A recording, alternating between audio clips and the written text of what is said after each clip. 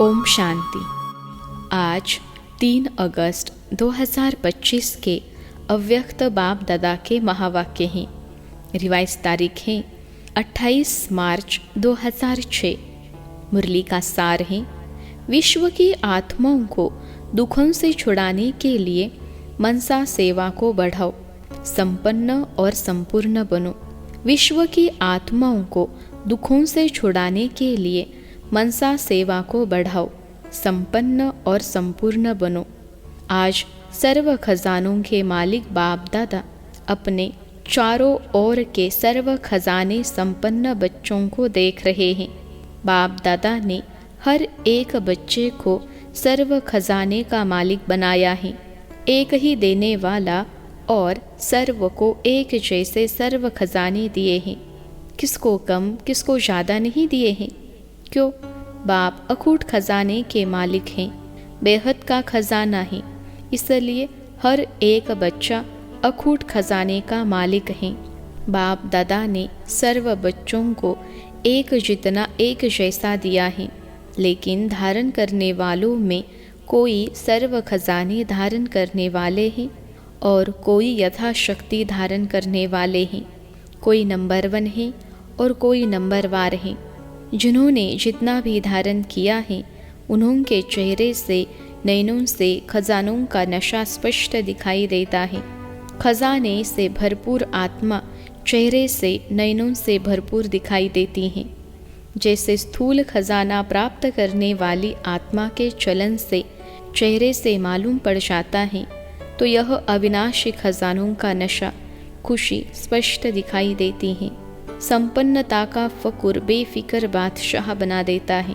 जहाँ ईश्वरीय फकुर है, वहाँ फिक्र हो नहीं सकता। बेफिक्र बादशाह बेगमपुर के बादशाह बन जाते हैं। तो आप सभी ईश्वरीय संपन्नता के खजाने वाले बेफिक्र बादशाह हो ना, बेगमपुर के बादशाह हो। कोई फिक्र है क्या? कोई गम है? क्या होगा, कैसा होगा, इसका भी फिक्र नहीं। त्रिकालदर्शी स्थिति में स्थित रहने वाले जानते हो, जो हो रहा है वह सब अच्छा, जो होने वाला है वह और अच्छा। क्यों? सर्वशक्तिवान बाप के साथी हो, साथ रहने वाले हो।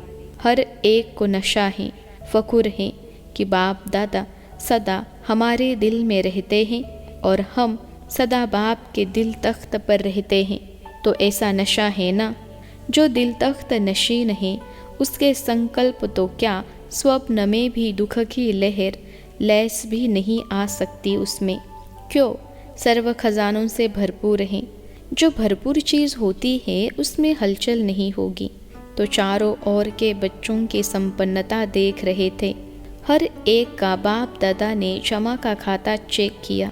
खजाना तो अखूट मिला है, लेकिन जो मिला है उस खजाने को कार्य में लगाए खत्म किया है। वह मिले हुए खजाने को कार्य में लगाया है और बढ़ाया भी है। कितनी % में हर एक के खाते में जमा है, क्योंकि एक खजाना सिर्फ अब इस समय के लिए नहीं है। यह खजाना भविष्य में भी साथ में चलना है, जमा हुआ ही साथ जाएगा। तो % देख रहे थे। क्या देखा? सेवा तो सभी बच्चे यथा योग व यथाशक्ति कर रहे हैं, लेकिन सेवा का फल जमा होना, उसमें अंतर हो जाता है। कई बच्चों का जमा का खाता देखा, सेवा बहुत करते, लेकिन सेवा करने का फल जमा हुआ या नहीं, उसकी निशानियाँ क्या होंगी? सेवा कोई भी हो, चाहे मनसा, चाहे वाचा, चाहे कर्मना, तीनों में 100% मार्क होती हैं। तीनों में 100 है।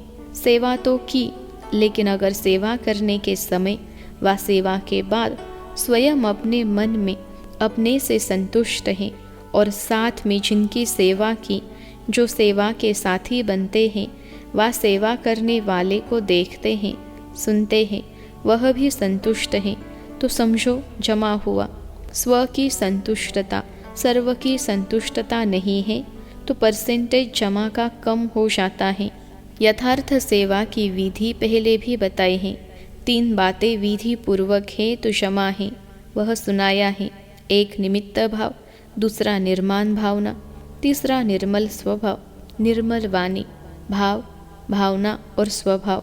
बोल, अगर यह 3 बातों से एक बात भी कम है, 1 है 2 नहीं है, 2 है 1 नहीं है, तो वह कमज़ोरी जमा की परसेंटेज कम कर देती है।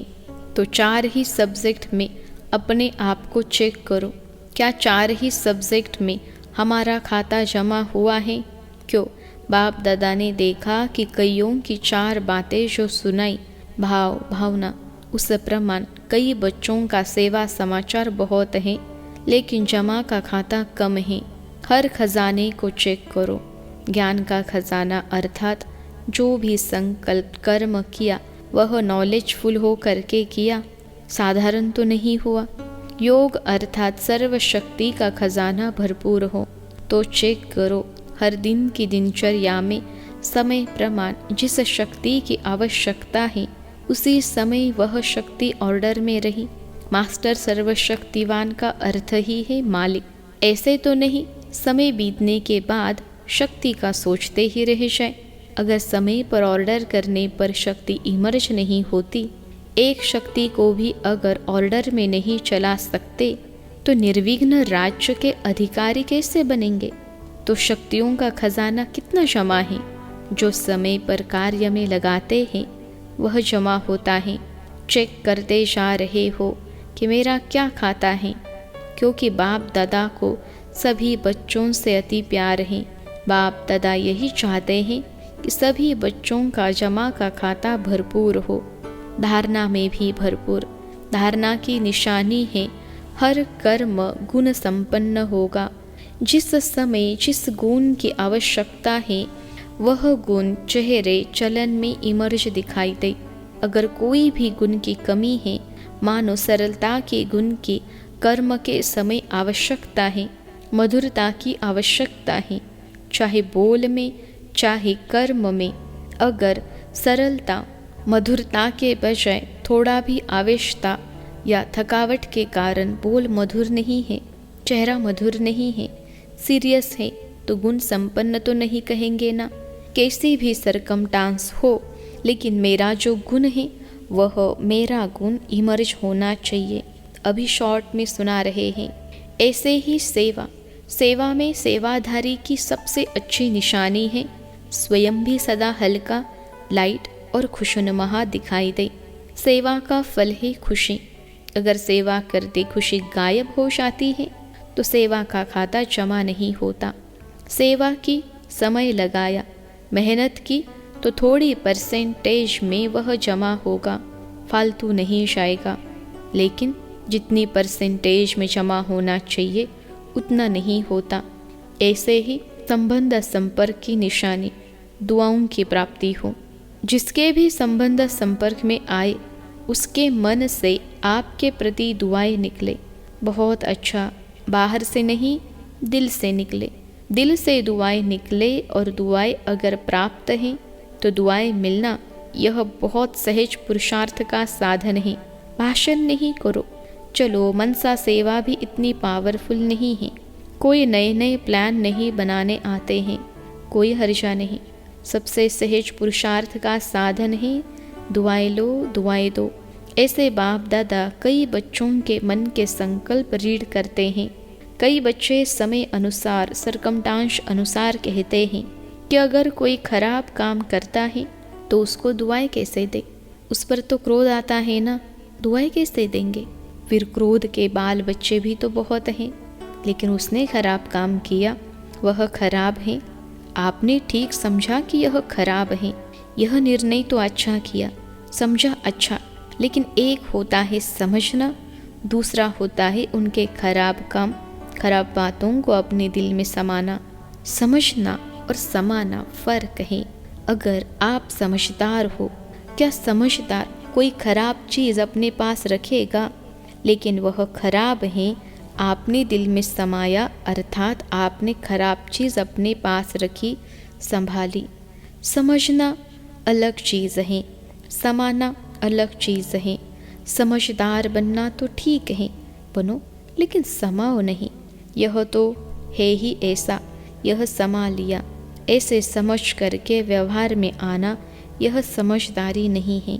तो बाप दादा ने चेक किया, अभी समय ऐसे समीप नहीं आना है, आपको लाना है।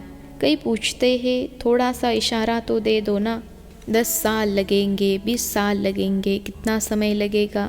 तो बाप बच्चों से प्रश्न करता है, बाप से तो प्रश्न बहुत करते हैं ना। तो आज बाप बच्चों से प्रश्न करता है, समय को समीप लाने वाले कौन? ड्रामा है लेकिन निमित्त कौन? आपका एक गीत भी है, किसके रोके रुका है सवेरा, है ना गीत। तो सवेरा लाने वाला कौन? विनाशकारी तो तड़प रहे हैं कि विनाश करे विनाश करे, लेकिन नव निर्माण करने वाले इतना रेडी हैं। अगर पुराना खत्म हो जाए, नया निर्माण नहीं हो तो क्या होगा? इसलिए बाप दादा ने अभी बाप के बजाय टीचर का रूप धारण किया है। होमवर्क दिया है ना। कौन होमवर्क देता है? टीचर।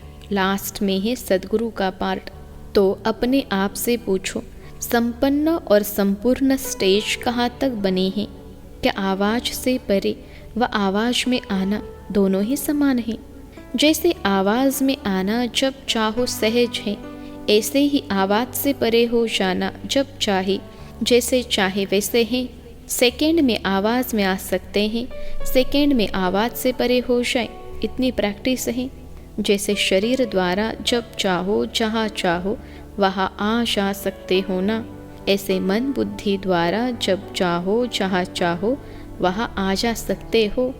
क्योंकि अंत में पास मार्क्स उसको मिलेगी जो सेकंड में जो चाहे जैसा चाहे जो ऑर्डर करना चाहे उसमें सफल हो जाए। साइंस वाले भी यही प्रयत्न कर रहे हैं, सहज भी हो और कम समय में भी हो। तो ऐसी स्थिति है, क्या मिनटों तक आए हैं, सेकंड तक आए हैं, कहाँ तक पहुँचे हैं? जैसे लाइट हाउस सेकंड में ऑन करते ही अपनी लाइट फैलाते हैं, ऐसे आप सेकंड में लाइट हाउस बन चारों ओर लाइट फैला सकते हो। यह स्थूल आँख एक स्थान पर बैठे दूर तक देख सकती है ना, फैला सकती है ना अपनी दृष्टि। ऐसे आप तीसरे नेत्र द्वारा एक स्थान पर बैठे चारों ओर वरदाता विधाता बन नज़र से निहाल कर सकते हो। अपने को सब बातों में चेक कर रहे हो। इतना तीसरा नेत्र क्लीन और क्लियर है। सभी बातों में अगर थोड़ी सी कमज़ोरी है तो उसका कारण पहले भी सुनाया है कि यह हद का लगाव मैं और मेरा है। जैसे मैं के लिए स्पष्ट किया था, होमवर्क भी दिया था, तो 2 मैं को समाप्त कर 1 मैं रखनी है। सभी ने यह होमवर्क किया। जो इस होमवर्क में सफल हुए वह हाथ उठाओ। बाप दादा ने सबको देखा है। हिम्मत रखो, डरो नहीं, हाथ उठाओ। अच्छा है, मुबारक मिलेगी। बहुत थोड़े हैं, इन सब के हाथ टीवी में दिखाओ। बहुत थोड़ों ने हाथ उठाया है, अभी क्या करें? सभी को अपने ऊपर हंसी भी आ रही है। अच्छा, दूसरा होमवर्क था, क्रोध को छोड़ना है। यह तो सहज है ना, तो क्रोध को किसने छोड़ा? इतने दिनों में क्रोध नहीं किया, इसमें बहुतों ने हाथ उठाया। इसमें थोड़े ज़्यादा हैं जिन्होंने क्रोध नहीं किया। आपके आसपास रहने वालों से भी पूछेंगे, जिन्होंने हाथ उठाया वह खड़े हो जाओ। अच्छा, बहुत हैं। क्रोध नहीं किया है, संकल्प में मन में क्रोध आया, चलो फिर भी मुबारक हो। अगर मन में आया, मुख से नहीं किया तो भी मुबारक है। बहुत अच्छा। तो आप ही रिजल्ट के हिसाब से देखो। क्या स्थापना का कार्य स्व को संपन्न बनाना और सर्व आत्माओं को मुक्ति का वर्षा दिलाना, यह संपन्न हुआ है।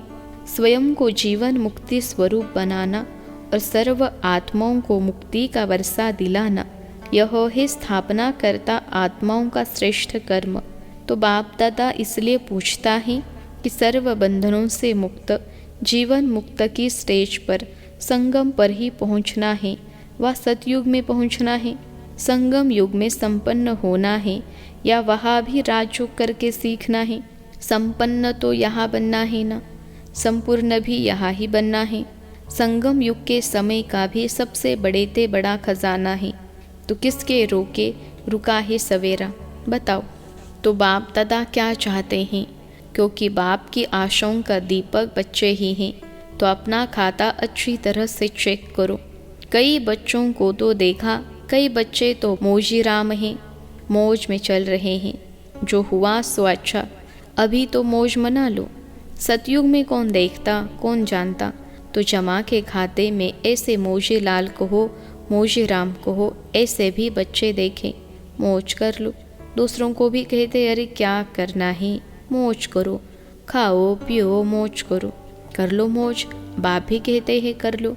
अगर थोड़े में राजी रहने वाले हो तो थोड़े में राजी हो जाओ।